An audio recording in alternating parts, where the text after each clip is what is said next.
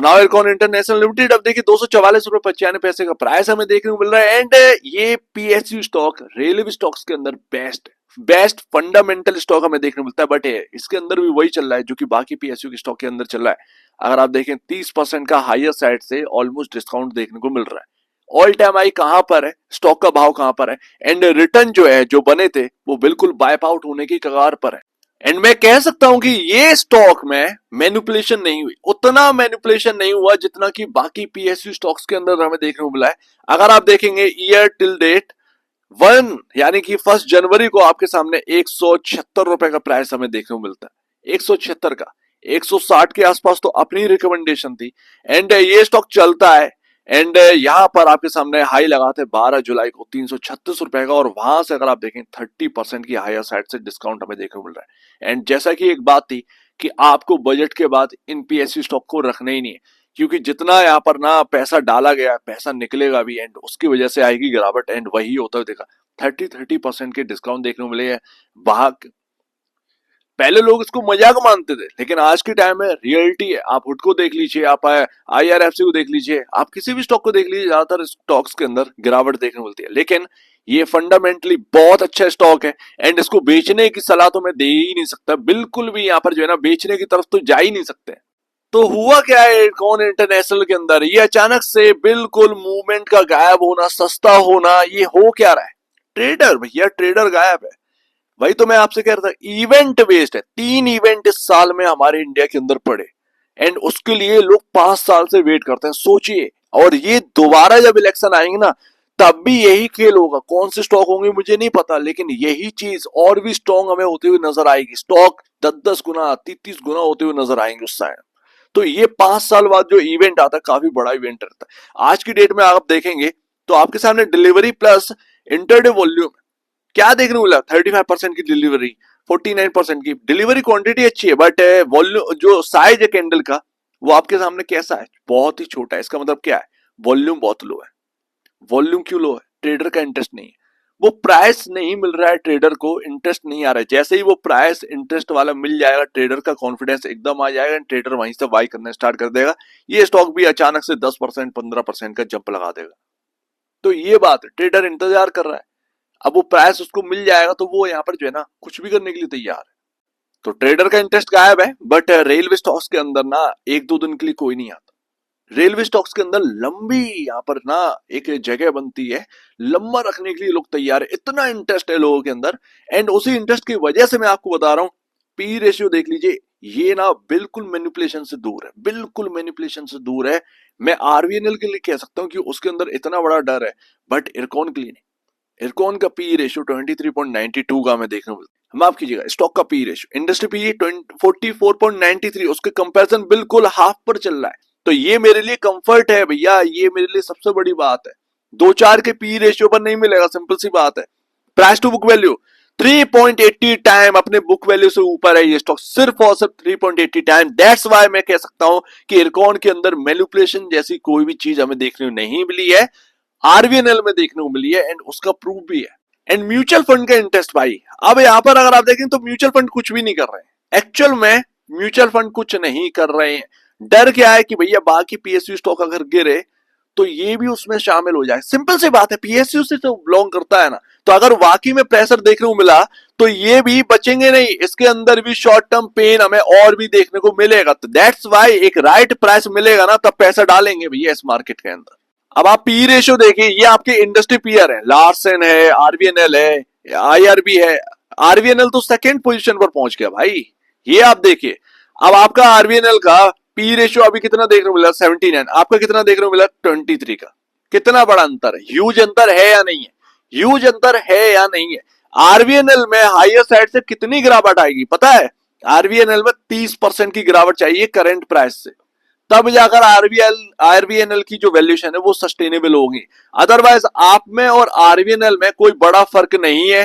किस हिसाब से? सेल्स और प्रॉफिटेबिलिटी के हिसाब से। आप ध्यान रखिएगा, आरवीएनएल को खींचा गया है, इरकॉन को खींच इसलिए नहीं पाए क्योंकि नंबर ऑफ शेयर्स कम है, प्लस आपका जो एक होल्डिंग है गवर्नमेंट की वो 65% है, आरवीएनएल में 70 के अबव है, तो वहां पर जगह ज्यादा बनती है मैनिपुलेट करने की। नंबर ऑफ शेयर्स कम पड़ जाते हैं ना, होल्ड कर रही है गवर्नमेंट, तो ये बात है, यहाँ पर गवर्नमेंट ज्यादा कम होल्ड कर रही है, ज्यादा शेयर्स है यहाँ पर जो है ना, नंबर ऑफ शेयर्स अवेलेबल है ट्रेडिंग के लिए। तो इस वजह से यहाँ पर ना आपके सामने इरकॉन के अंदर मैनिपुलेट नहीं कर पाए, आरवीएनएल के अंदर मैनिपुलेट कर लिया। एंड दैट्स व्हाई आरवीएनएल की स्टिल अभी भी वैल्यूएशन हाई देखने को मिलती है इरकॉन के कंपैरिजन। दैट्स व्हाई इरकॉन को आपको जो है ना इग्नोर नहीं करना चाहिए, ये बात है इरकॉन के अंदर। एंड जो लोग सोच रहे हो ना प्रॉफिटेबिलिटी में अंतर होगा, कुछ तो अंतर होगा, बिल्कुल आरवीएनएल की जो सेल्स है उसका यहाँ पर ना 50% ही इरकॉन के पास है, बट जो प्रॉफिट आप देखिए 1356 करोड़ का, ये 12 ट्रेलिंग मंथ का है, इसीलिए आपके सामने है। वही आप इरकॉन का प्रॉफिट देख लीजिए 906 करोड़, 1356 करोड़ और 906 करोड़ में कितना अंतर, इसका आधा है क्या, हाफ है क्या? तो ये बात आप समझिए, इरकॉन ज्यादा सस्ता हमें देखने को मिलता है कंपेयर टू आरवीएनएल। तो यही तो बात है कि सेल्स भले ही कम है बट प्रॉफिटेबिलिटी में कोई बहुत बड़ा अंतर नहीं है, ये ध्यान रखने वाली बात है, प्रॉफिटेबिलिटी में बड़ा अंतर नहीं है। इरकॉन को झांसे में लिया जा रहा है सिर्फ और सिर्फ, मेरे ख्याल से लॉन्ग टर्म के लिए अगर कोई स्टॉक है रेलवे के अंदर देखना है तो ऐसे स्टॉक देखने चाहिए इरकॉन जैसे, जो मैनिपुलेशन से दूर हो, ठीक है ना। तो वो बात है। अब आरवीएनएल का आप देखेंगे price to book value 12.83 time, भाई ऐसा क्या कर दिया आपने, ठीक है ना। इरकॉन का कितना देखने को मिलता है 3.82 टाइम के आसपास, या उससे भी कम का हमें देखने को मिलता है, 3.50 टाइम के आसपास हमें देखने को मिलता है। तो अब ये बताइए कि जो काम आप आरवीएनएल कर रहे हैं वही इरकॉन भी कर रही है, तो इरकॉन भी यहाँ पर ना छक्के चौके जड़ता 8 टाइम पर तो चलता ही, अगर मैनिपुलेशन बहुत ज्यादा होती तो नहीं हुआ। मैनिपुलेशन की बात नहीं है, बात ये है कि इवेंट पड़े तो उसके अंदर ना बहुत सारे फंड्स आ गए, कुछ यहाँ पर ट्रेडिंग फर्म्स हैं, तो वो सब ने पोजीशन बनाई, इसीलिए मार्केट के अंदर मैनिपुलेट कर दिया इन स्टॉक्स को, अब हाईयर साइड ले गए। अब उसमें कंपनियों का तो कोई लेना देना है नहीं, सिंपल सी बात है। इरकॉन का मैनेजमेंट तुमको क्या जवाब देगा, वो क्या कर लेगा भाई, स्टॉक मार्केट में स्टॉक लिस्ट है, तुम जानो तुम क्या कर रहे हो, ठीक है ना। तो वो उसमें कोई बैरियर तो है नहीं, तो जो तुमको करना है वो करो। अब निवेशक को समझना है कि ये क्या चल क्या रहा है, एंड यही तो खेल है, प्ले है भैया। स्टॉक मार्केट बहुत ही खतरनाक है एंड उसको समझ पाना उससे भी ज्यादा खतरनाक है, और जो समझ जाते हैं वो चीजों को बहुत आसानी से काबू कर सकते हैं, कंट्रोल कर सकते हैं। एंड सेकेंड लास्ट, बहुत कुछ आपके सामने समझना चाहिए इरकॉन के अंदर। अब रिटर्न रह ही नहीं गया, हम 160 170 पर बात कर रहे थे, स्टॉक कहां पर आ गया 244, आज 5 रुपए चल गया ना, इसीलिए आपको हायर साइड देखने को मिल रहा है, अदरवाइज 236 पर था, 237 के आसपास। तो कितना ही आपके सामने जो है रिटर्न रह गया, कुछ नहीं रह गया, ये रिटर्न कुछ नहीं है। जो खतरनाक स्टॉक है वो आरवीएनएल जैसे स्टॉक हैं, जो कि अभी तक उनके अंदर गिरावट नहीं आई है। इरकॉन भाई साहब बुरा हाल हो चुका है, तो ये बहुत बड़ी बात, समझने वाली बात है। इरकॉन के जो निवेशक है डरिए मत, मेरे ख्याल से लॉन्ग टर्म में अगर कोई स्टॉक देख रहे हैं, इससे ज्यादा और सस्ता आपको क्या चाहिए। अगर ये प्राइस टू बुक वैल्यू चल रही होती 10 टाइम पर 8 टाइम पर, तो यहाँ पर ना दूर रहने की बात थी। अदरवाइज अगर छोटी मोटी गिरावट आती है तो वो आगे के लिए हेल्दी होगी, सिंपल सी बात है। हम सस्ते को और सस्ता करेंगे तो अट्रैक्टिव ही होगा, महंगे को सस्ता करेंगे वो अट्रैक्टिव नहीं होगा। आरवीएनएल में ये चीज है, इरकॉन के अंदर नहीं है ये चीज, तो ये बात पहली बात है। अभी अगर आप देखेंगे, मैंने आपके सामने सभी पीएसयू स्टॉक जितने भी कवर किए थे, ट्रेंड लाइन उनके अंदर चली थी, मैंने रखा था। जब ये ट्रेंड लाइन टूटी मैंने आपको एक अलर्ट दिया, एंड आपके यहाँ पर देखिए ट्रेंड लाइन टूटने के बाद वहां से टूटे हैं 281 283 के आसपास का स्टॉक था, ट्रेंड लाइन टूटी, उसके बाद आपके सामने 237 का स्टॉक देखने को मिला। अब यही तो बात है, मैंने आपसे बजट के टाइम बेचने के लिए कहा था, बजट के बाद सब पीएसयू बेच दीजिए, हटा दीजिए, ज्यादा से ज्यादा हटा दीजिए। अब आपको 100 रुपए डाउन पर मिल रहे, आप सोचिए उस वक्त किसी ने हटाए होंगे तो उसको 100 रुपए डाउन पर मिल रहे, उसको तो बेनिफिट ही बेनिफिट है, नेट वो प्रॉफिट में, आप सोचिए वो बचा पा रहा है। तो ये चीज होती है, प्ले किया गया है, ये सारी चीज प्ले में थी, वो उसका रब ऑफ इफेक्ट तो आना ही था, आ चुका है भाई। एंड लास्ट, अब मूविंग एवरेज क्या करें भैया, चलो ठीक है ट्रेंड लाइन से टूट के निकल आए भैया, नीचे हैं हम, अब क्या करें। ये आपका 200 EMA ये क्या कह रहा है भैया, लेवल है 236 रुपए का, मोस्ट इंपॉर्टेंट लेवल, और वहीं से सपोर्ट ले रहा है। 2-4 दिन नहीं, 5-6 दिन यहाँ पर जो है ना कंसोलिडेट हुआ है इसी जगह पर 236 के आसपास, वही तो मैं कह रहा हूँ कि 237 236 के आसपास आ गया। तो ये कंसोलिडेट कर रहा है, हमारे लिए काफी इंपॉर्टेंट जगह। जब ये टूटेगा तो इसके अंदर और गिरावट बढ़ेगी, ठीक है, लेकिन टूटना आसान नहीं है, कहीं ना कहीं यहीं से सपोर्ट मिलना चाहिए।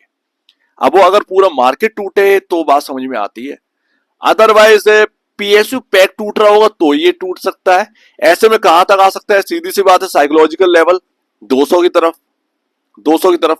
एंड आपको याद हो कि एक बार इसने सपोर्ट लिया था 219 215 के आसपास से, वही लेवल हमारे सामने दोबारा देखने को मिल रहा है। क्या वहीं से सपोर्ट लेगा, देखने वाली बात होगी। लेकिन ये समय बेचने का नहीं है। अगर 10-20 रुपए का यहाँ पर जो है गिरावट भी आती है तो भी 10-20 रुपए के लिए बेचना एक सही डिसीजन नहीं होगा।